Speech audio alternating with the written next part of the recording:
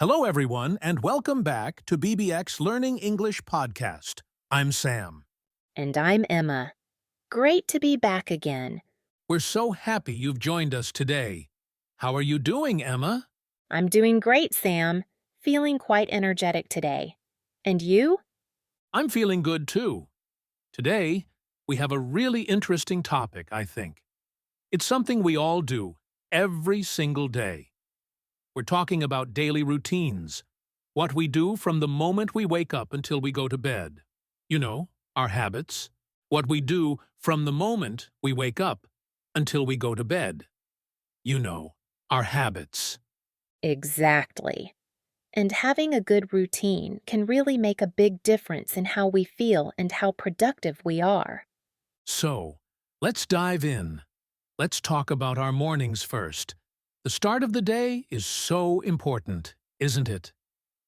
Yes, it really is. Our mornings affect the rest of the day.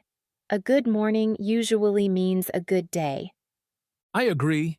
For me, I try to wake up around 6 or 6:30 a.m., and the first thing I try not to do is check my phone. Oh, that's a big one. So many people grab their phones first thing. I'm trying to do the same, Sam. I keep my phone away from my bed. It helps me start the day more calmly, more intentionally. Intentionally. That's a great word. Can you explain it a bit for our listeners, Emma? Sure, when you do something intentionally, it means you do it with a plan, with a purpose. You think about it. So, instead of just reacting to messages or social media, I try to start my day with my own thoughts. So, what's the first thing you do after waking up, if not checking your phone? Well, I like to do some gentle stretches while I'm still in bed. Nothing too difficult, just waking up my body slowly. How about you, Sam? I get out of bed, and the first thing I do is go to the bathroom and splash some cold water on my face. It really wakes me up. Then, I drink a big glass of water, sometimes with a little lemon. It's good for hydration. Hydration is about getting enough water into your body. Very important. I drink water too. It feels like a reset, a fresh start. Definitely. After that, within the first hour, I try to do some light movement. Sometimes it's a short exercise, maybe 15 to 20 minutes. Other days, just some more stretching. Me too. I also love a bit of morning yoga, or sometimes I just do some deep breathing exercises. I also enjoy starting my day with some stretching. It helps me wake up and feel ready for the day. That's good. It prepares you for the day, both physically and mentally. It aligns with the goal of having a focused day. To align means to get into the correct position or to support something. Exactly. And then, breakfast. My favorite part of the morning. Mine too. What's a typical breakfast for you, Emma? I like to have something balanced. Oatmeal with fresh fruits is a common one for me. Or sometimes eggs with toast. And I often listen to something while I eat. Maybe some calm music or an interesting podcast. That's a great idea. Feeding your mind as well as your body. I often have oatmeal too, or maybe avocado toast. And like you, I enjoy listening to something. Sometimes it's news, or even a short TED Talk. The goal is some positivity, or to learn something new. Exactly. Remember, shadowing is simple. You listen to someone speaking English, and you try to repeat exactly what they say and how they say it, like you are their shadow. Yes, sometimes news might be very important. You don't know what will happen suddenly. Absolutely, Emma. That's why listening section is very important for me sometimes. Okay, so after breakfast, what's next? How do you set up for productivity? This is where planning comes in. I like to make a to-do list for the day. I usually write down the most important tasks I need to complete. It helps me stay focused. I do the same. I use a digital planner, but a good old notebook works too. I look at my goals for the day. And even if I'm working from home, getting dressed properly, not staying in pajamas, really boosts my mood. It makes me feel more ready for the day. I completely agree. It's a small thing, but it makes a difference. It signals to your brain that it's time to be active and productive. Okay, so we've started our day well. But what about later, like midday? Sometimes energy levels can drop. Oh, yes, the afternoon. I definitely experience that sometimes. For me, taking a short walk is really helpful. Just 10 to 15 minutes outside if possible, or even just moving around the house or office, doing a small physical activity. That's a good strategy. I try something called the Pomodoro technique. Have you heard of it? I think so. Can you explain it? Sure. You work for 25 minutes with full focus, and then you take a 5-minute break. After 4 Pomodoros, you take a longer break, maybe 15 to 30 minutes. It helps me stay focused and avoid burnout. Burnout is when you feel very tired and stressed from working too much. That sounds very structured. I like the idea of short breaks. It's important not to try and work for hours and hours without stopping. I find that helpful too, so I don't feel overwhelmed. Yes, focusing on a few key tasks is much better than having a huge list that feels impossible. And what about lunch, Emma? Do you have any tips for keeping energy levels up? I try to have a light lunch, maybe a salad or a wrap or some soup. Heavy meals can make you feel sleepy and sluggish. Sluggish means slow and having no energy. And of course, drinking water throughout the day is key for hydration. Good advice.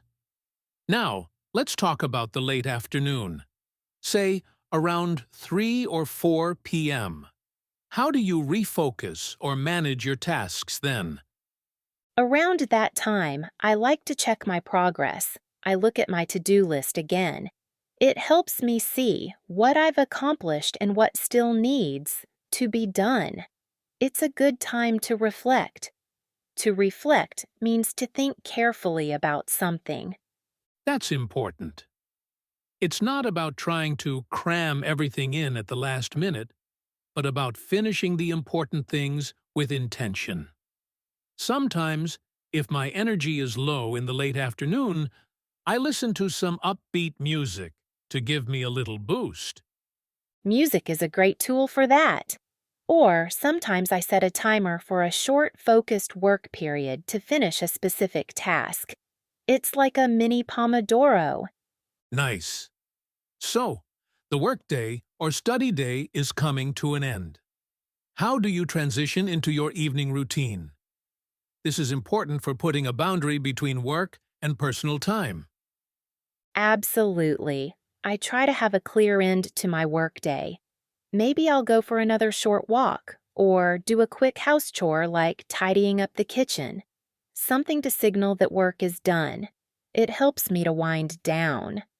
To wind down. That's a useful phrase. Can you explain it, Emma? Yes, to wind down means to relax and become calm after a period of activity or stress. So, these small actions help me shift my mindset from work mode to relaxation mode. That makes sense. And what about dinner? Dinner is important, and I try to eat it away from screens. No TV, no phone. This is good for digestion and also for being present, for enjoying the food, and maybe talking with family or friends if they are there. Screen-free dinner. I like that. It's a good habit. After dinner, what do you do to relax or enjoy your evening? I like to use this time for usual things or hobbies. Maybe I'll do some sketching or read a book. Sometimes, I call a friend or family member to connect with them. It's about doing things that make me feel good and relaxed. What about you, Sam? Very similar. I love reading. Or sometimes I'll work on a personal project, something I'm passionate about. It's nice to have that time for yourself, to recharge your batteries. To recharge your batteries means to rest and get your energy back. It really is. And that leads us to the night routine, preparing for sleep. This is just as important as the morning routine, I think. Definitely. A good night routine helps you get better sleep, which means you wake up feeling more energized the next day. So, what does your night routine look like? When do you start? I usually start winding down around 9 p.m. I try to dim the lights in my apartment. This signals to my body that it's time to prepare for sleep. And, importantly, I put my phone away. No social media scrolling before bed. That's crucial. The blue light from screens can make it harder to sleep. I also avoid screens for at least an hour before bed. I might have a warm shower, which is very relaxing. A warm shower is great. I also like to do a bit of journaling.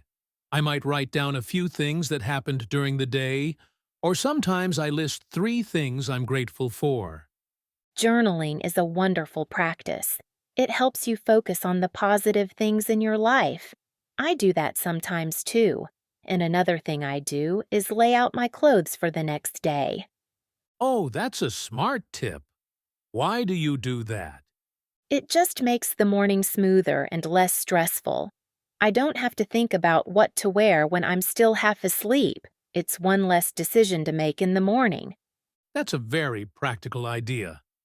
I should try that. So, these steps, dimming lights, no devices, maybe journaling, preparing for the next day, they all help create a peaceful end to the day and lead to better rest. Exactly. And it makes waking up the next morning easier and more pleasant. It's all connected like a cycle. It really is. So, to summarize for our listeners, having a daily routine with intentional actions in the morning, managing energy during the day, and winding down properly in the evening can really improve our well-being. Yes, and it doesn't have to be complicated. Small changes can make a big difference. Start with 1 or 2 things, like not checking your phone first thing, or drinking a glass of water when you wake up. And remember, everyone's perfect routine might be a little different. The key is to find what works for you, what makes you feel good, and helps you achieve your goals. Absolutely.